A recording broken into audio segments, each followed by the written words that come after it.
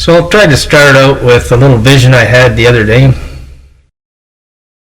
I was feeling sick, and I was looking at an empty chair, and I was starting to have a vision of Jesus sitting in the chair in his king outfit. He was about 6 foot tall sitting there. And I'm thinking, how do I think about Jesus? Is he just like a 6 foot man or something? If I ask him to heal me or do a miracle for me, he seems to not do it or something. How do I really think about Jesus? And then I thought, well, I'm supposed to ask God questions and get answers back. It's like I'm asking Jesus the question, how do I think about you, Jesus? And I'm trying to get an answer back in this vision or something. And it's like me asking Jesus questions. Well, how big are you, Jesus? 6 foot tall? Jesus says to me, no, I'm as big as the universe, Rod.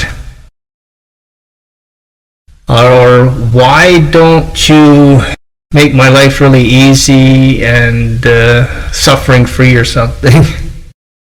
And it's like Jesus says, I am perfect. I'm not making any mistakes. If you got some weakness in your life, I'm fully aware of it, and I can bring good out of it for you.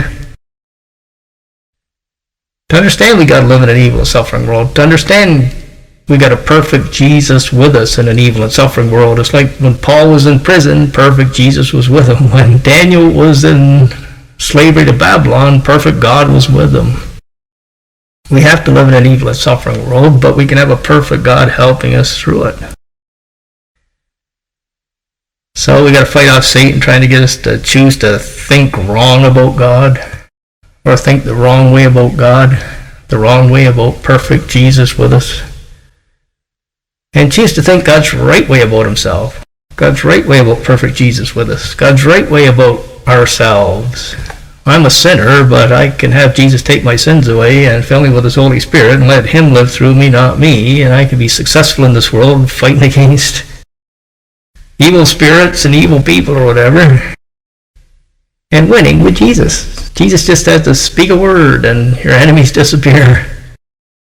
Jesus just has to speak a word and miraculous food appears. I don't need the mark of the beast or the government to take care of me, satanic government.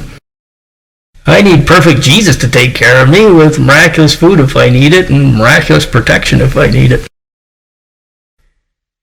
So this is how we need to think right about perfect Jesus, and think right about perfect God, and think right about ourselves, that perfect God can take perfect care of us, and that we're in a spiritual war, but we don't have to lose it. We don't have to be ignorant of truth. God can help us to study truth, and he can teach us the truth, and then we can choose to believe in it or not. And if we choose to believe in it, we'll be successful, and if we choose not to believe in it, we won't be successful. We need to learn truth and meditate on truth, and then when Satan comes with these lies, like a curtain or something, God's not good, God isn't perfect, God's only 6 foot tall, God's like a weak security guard, he can't help you. You can fight that. No, Jesus is big as the universe. There's nothing too difficult for him to do. He's perfect. If I got problems in my life, he's not asleep or something. Full control of them. God wasn't asleep when Israel was going into slavery, and God wasn't asleep when Rome took Israel into slavery. God's not asleep when the satanic world empire today is taking everybody into slavery. The Bible teaches the wicked get slavery. You got to expect it.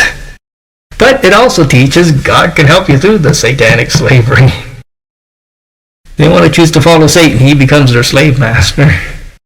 You want to follow Jesus, you can get God's help to deal with the slavery. It's like Romans 13:1 or something. God uses the slave governments of this world, like Pharaoh or King of Babylon or whoever's the world leaders today they don't tell us about. God controls them like puppets. He can use them to bring good into our lives, and he can use them to punish the wicked with. Satan's not in control. Evil people are not in control. God's in control. So that's the way we have to think right about God, and think right about this evil world, and think right about spiritual warfare, and think right about ourselves. I'm not very strong or powerful myself, but my God is. And he can help me through this evil and suffering world if I want to seek his help too. And then take me to a perfect place to live, heaven, which I don't deserve after I die, because he sent his son Jesus to die on the cross for me because he loves me so much. And he's right here with me, helping me through all this. Put your eyes on perfect Jesus with you. He's as tall as the universe, and there's nothing too difficult for him to do, and he's in perfect control of everything, and he can tell you what to do, give you the power to do it, and you can be successful in this life, even though you may not be healthy and wealthy all the time, because that's not really his plan for us yet. In heaven, not here on earth just yet.